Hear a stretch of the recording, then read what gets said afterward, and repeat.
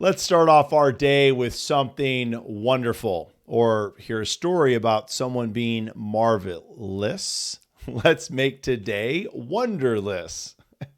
This is the show that gives you a daily dose of happy, uplifting, feel-good stories from around the world. Welcome to another episode of Wonderless News. I'm Hoyt Christopher. Let's get right to it. Our first segment is cancer deaths are plummeting. They're going down, everybody. I love this. Bring it. So the U.S. is losing fewer people to cancer thanks to increases in screening for the disease, a disease in smoking, and advances in treatments and vaccines. Wow. I will say it again. I love this. The American Cancer Society reports that cancer fatalities are down 33% from 1991, amounting to about 3.8 million deaths have been avoided because of the screenings and research and treatments. This is incredible. If you, and I think probably everyone has one person, either in the family or a friend or a friend's parent, if you're younger, that has died of cancer. And then maybe one more or a couple that have had cancer, had it treated, and it's in remission, which is thankful and wonderful. I lost my sister to cancer. It is a horrible disease, and I love hearing that deaths are going down. Now, all we have to do now is figure out a cure, right? Let's cure cancer. Treatment, okay, we'll take it.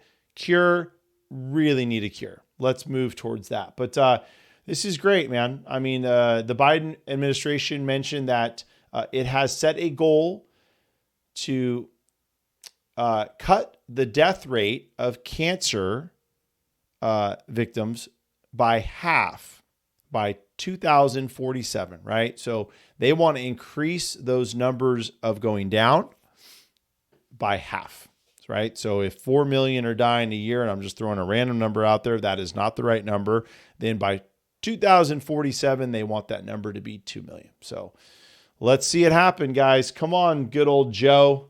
All right, so our next segment is California County sees greatest number of monarch butterflies in 20 years.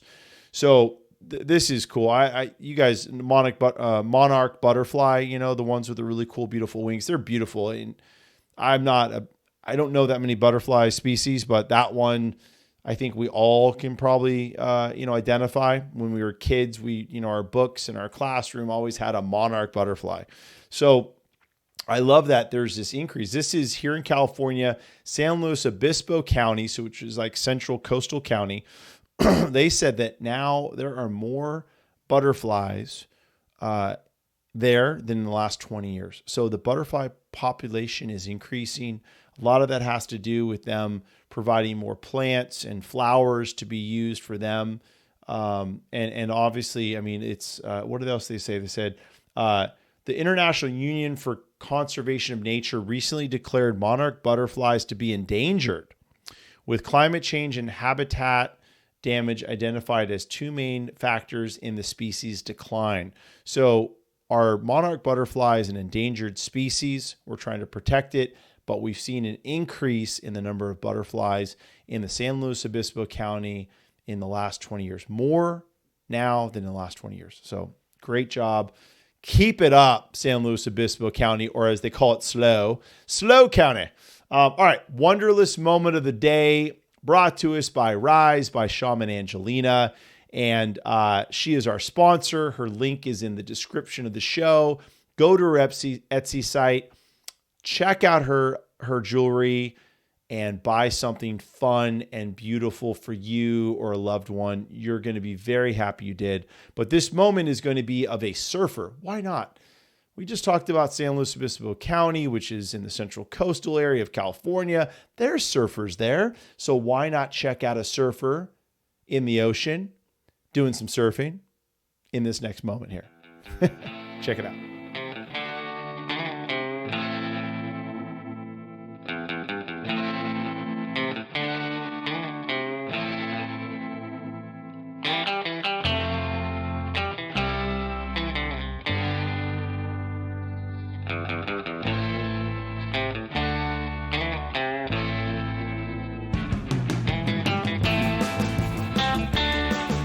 Oh, yeah. Surfing. I love it. I used to surf. I say I used to. I know that sounds crazy because it feels like when you do surf, or you always, if you started surfing and you surf for a while, why wouldn't you continue surfing? And I really have the worst excuse because I live at the beach now, right? So I could literally grab a surfboard, walk down the street and surf in the ocean here in Southern California. I don't know, just one of those things that I stopped doing, started doing other things, right? Started doing different workouts, different training. It just didn't stick with me. Part of it, just kind of weird because I was a swimmer all my life. I played water polo in college, and so I love being in the water. And obviously, swimming is helpful if you're surfing because paddling out and paddling back. But I just the water, man, it's cold. It's a little cold. It just is. It's cold, and you can't see all the way through. Being a swimmer, you could always see the bottom. You could see where you were. You could see what's in the water.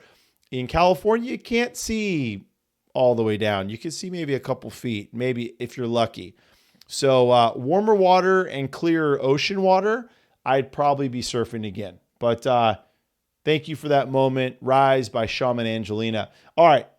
Next segment is how one veteran is using art to save lives. This is really interesting. According to the Department of Defense, 1 in every 5 veterans that were in Iraq or Afghanistan were diagnosed with PTSD, which is post-traumatic stress disorder. And this is no different for Richard Casper, who's one of those soldiers that did come back from serving our country overseas and came back with PTSD. And this is a real thing. This is, and it's not something that's necessarily just for someone that went to war. This could be for any man or woman, child that was in a traumatic situation.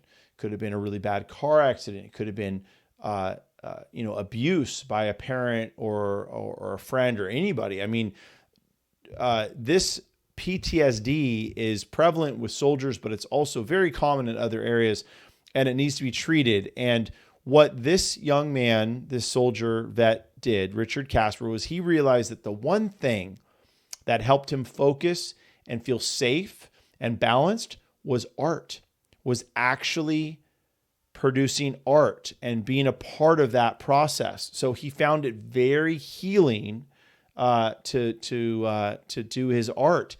And so with this, he co-founded an organization called Create Vets. And Create Vets help veterans who are suffering with PTSD and helps them find programs and ways and methods to use art and music to balance and cope with PTSD. I think it's great. I can't imagine what it must be like to have PTSD. And you just got done serving our country. You got done spending time in a military war, in a war zone in many ways, and went through traumatic situations, saw horrific things. You should have outlets provided to you through our government and through all the taxes we pay here. So I think this is great. Good for Richard to be a co-founder of that organization. Create Vets. It's CREATIVETS. So look it up. The link to the story is in the description of the show. You can also find it there. But great job, Richard, and a lot of love for our vets. So it's Wonderlous Thought Time, which I want to talk about art and mental health, right? So what we just talked about, art and music, mental health. I was thinking about this the other day. For me, when I'm feeling down, or if I need a little pick-me-up, if it's not the coffee I just drank and I still need a little more mental pickup, music I find is just it's that route, right? Like if I want to be sad, then I'll listen to sad music.